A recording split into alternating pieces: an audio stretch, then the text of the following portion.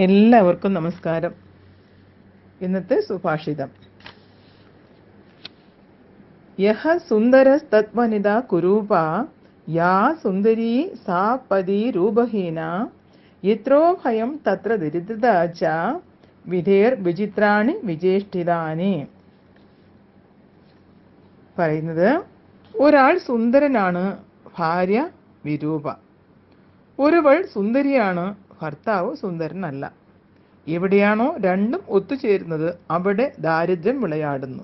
വിധിയുടെ പ്രവൃത്തികൾ വിചിത്രം തന്നെ എന്ന് സുഭാഷിതം പറയുന്നു. ലോക ജീവിതത്തിൽ പലപ്പോഴും കണ്ടുവരുന്ന ഇത്തരം വൈരുദ്ധ്യങ്ങൾ സൗന്ദര്യ വിഷയത്തിൽ മാത്രമല്ല, സ്വഭാവ ഗുണങ്ങളിലും സംഭവിക്കാം. എല്ലാം ഒത്തിണങ്ങി വരിക വളരെ ദുർലഭമാണ്. ഒരു ഗുണമുണ്ടെങ്കിൽ ഒരു ദോഷമുണ്ടാകും. എല്ലാം തികഞ്ഞ ഒരു വസ്തുവും ബ്രഹ്മാവ് സൃഷ്ടിച്ചിട്ടില്ല. ഗുണദോഷ സമ്മിശ്രമാണ് പ്രപഞ്ചം. കുഞ്ചൻ തമ്പിയർ പാടിയത് കേട്ടിട്ടില്ലേ? കുറ്റം കൂടാതുള്ള നരന്മാർ കുറയും ഭൂമിയിൽ എന്നുടേതാതാ, ലക്ഷം മാനുഷ ചേർന്നാൽ എന്നതിൽ ലക്ഷണമൊത്തവർ ഒന്നോ രണ്ടോ. വളരെ അതാ, ലക്ഷം മനുഷ്യർ ചേർന്നാല് അതില് എല്ലാം തികഞ്ഞ്, എന്നാലും എല്ലാം തികഞ്ഞ് പറയാൻ പറ്റില്ല, എന്നാലും ലക്ഷണമൊത്തവര് ഒന്നോ രണ്ടോ. അതേപോലെയാണ് എല്ലാവരുടെയും രൂപങ്ങൾക്കും നമുക്ക് എല്ലാം വ്യത്യാസം. മനുഷ്യരെ തന്നെ എടുത്ത് നോക്കുക. ഓരോ മനുഷ്യർ എല്ലാവർക്കും കണ്ണ്, മൂക്ക്, കാത് എല്ലാം ഉണ്ട്. പക്ഷെ എല്ലാം, അതാണ് ആ സ്രഷ്ടാവിൻ്റെ ഒരു കരവിരുത്.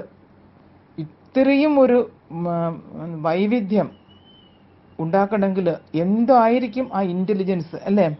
അത്രയ്ക്കും വലിയൊരു ഇൻ്റലിജൻസ് ഉണ്ടെങ്കിൽ അല്ലേ ഇത്രയും മനുഷ്യരെ മാത്രമോ മൃഗങ്ങളെ. നമ്മൾ കാണുന്ന ഈ വൃക്ഷങ്ങളിൽ നമുക്ക് തോന്നും വൃക്ഷങ്ങളിലെ ഇലകളെല്ലാം ഒരുപോലെയാണെന്ന്. ഒരിക്കലും അല്ല, ഇലകളിലും വ്യത്യാസമുണ്ട്. വളരെ സൂക്ഷ്മമായിട്ട് നിരീക്ഷിച്ചാൽ മനസ്സിലാകും. ഒരേ മരത്തിലെ ഒരു ഇലയിൽ നിന്ന് മറ്റൊരു ഇലയ്ക്ക് വ്യത്യാസം ഉണ്ടാകും. എല്ലാത്തിനും വ്യത്യാസം ഉണ്ടാകും. അങ്ങനെ വ്യത്യാസ രീതിയിലാണ്. ഒരേപോലെ ഒന്നും ഇവിടെയില്ല.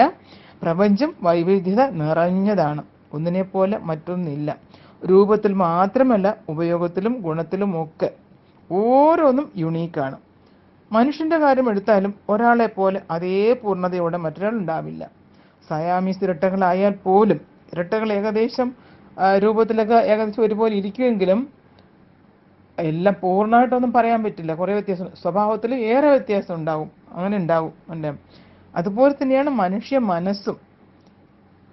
നമുക്ക് പുറമേ കാണുന്നതിൽ വ്യത്യാസം ഉള്ളതുപോലെയാണ് മനുഷ്യന്റെ മനസ്സും. ഒരാളിൻ്റെ പോലെ ആയിരിക്കില്ല മറ്റൊരാളുടെ മനസ്സ്.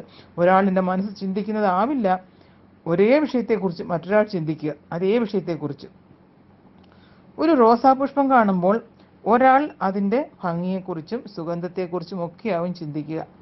മറ്റൊരാളോ റോസാ ചെടിയിലെ മുള്ളിനെക്കുറിച്ചാവും. മുള്ളില്ലായിരുന്നെങ്കിൽ എത്ര എളുപ്പമായിരുന്നു എന്നും. ഇങ്ങനെ എല്ലാ വിഷയത്തിലും മനുഷ്യർ വൈചിത്രവും വൈവിധ്യവും കാണുന്നവരാണ്. അതുകൊണ്ട് വിധിപ്രകാരം നമുക്ക് എന്താണോ വന്നു ചേർന്നിരിക്കുന്നത് അതിനെ സ്വീകരിക്കാൻ, അക്സെപ്റ്റ് ചെയ്യാൻ മനസ്സിനെ പരിശീലിപ്പിക്കുക. സുഭാഷിതത്തിൽ പറഞ്ഞതുപോലെ, ഇനിയിപ്പം സുന്ദരനായ പുരുഷന് സുന്ദരിയായ ഭാര്യ കിട്ടിയില്ലെങ്കിൽ അത് നമുക്കതാണ് അർഹതപ്പെട്ടത് വെച്ചിരിക്കുന്നതെന്ന് കരുതി അക്സെപ്റ്റ് ചെയ്യുക, അല്ലാതെ അതിനെപ്പറ്റി വിഷമിച്ചിട്ട് കാര്യമല്ലുണ്ടോ? അതേപോലെ നേരെ തിരിച്ചും ഏതാണോ നമുക്ക് പ്രാപ്തമായിട്ടുള്ളത്, നമുക്ക് വന്നു ചേരേണ്ടത് അത് വന്നു ചേരും. അതിനെ സന്തോഷപൂർവ്വം സ്വീകരിക്കുക എന്നുള്ളതാണ് നമുക്ക് ചെയ്യാൻ പറ്റുന്ന ഒന്ന്. അല്ലാതെ ഇല്ലാത്തതിനെ, അല്ലാതെ ഇപ്പം നിന്റെ ഭാര്യ ശരിയില്ലാത്തതുകൊണ്ട് അടുത്ത ആളുടെ ഭാര്യ നന്നായിരിക്കുന്നത് അതേ നോക്കിക്കാൻ പറ്റൂലല്ലോ. അവർക്ക് കിട്ടിയതിനെ വേണം അക്സെപ്റ്റ് ചെയ്യാൻ. ഇപ്പം ഇവിടെ എങ്ങനെ സുന്ദരൻ എന്ന് പറഞ്ഞതേ ഉള്ളൂ. എല്ലാ കാര്യങ്ങളും, പ്രപഞ്ചത്തിലെ എല്ലാ കാര്യങ്ങളെക്കുറിച്ചും പറയുകയാണ്. ഒന്നുപോലെ മറ്റൊന്നില്ല, എല്ലാം ഇതുപോലെ ഇതാണ്, വ്യത്യസ്തവുമാണ് എല്ലാ കാര്യങ്ങളിലും. അപ്പം എല്ലാം കൂടെ ഒത്തുവരിക എന്ന് പറഞ്ഞാൽ നടക്കുന്ന കാര്യമേ ഇല്ല. പ്രപഞ്ചത്തിൽ ഇതൊരിക്കും അങ്ങനെ പൂർണ്ണമായിട്ട് എല്ലാം ശരിയായിട്ട് ഒന്നിനെ സൃഷ്ടിച്ചിട്ടും ഇല്ല. അതാണ് പറയുന്നത്. അപ്പോൾ നമ്മൾ പറയാറില്ലേ, ആഗ്രഹിച്ചത് കിട്ടിയില്ലെങ്കിൽ കിട്ടിയതിനെ സ്വീകരിക്കുക. അതായത് വിധിച്ചതും കൊതിച്ചതും പറയില്ലേ, വിധിച്ചത് കിട്ടിയില്ലെങ്കിൽ അല്ല, കൊതിച്ചത് കിട്ടിയില്ലെങ്കിൽ വിധിച്ചത് സ്വീകരിക്കുക, അതേ പറ്റുള്ളൂ, അല്ലേ? അപ്പം അങ്ങനെയാണ് ഈ സുഭാഷിതം നമുക്ക് പറഞ്ഞു തരുന്നത്. എല്ലാവർക്കും ശുഭദിന ആശംസകൾ.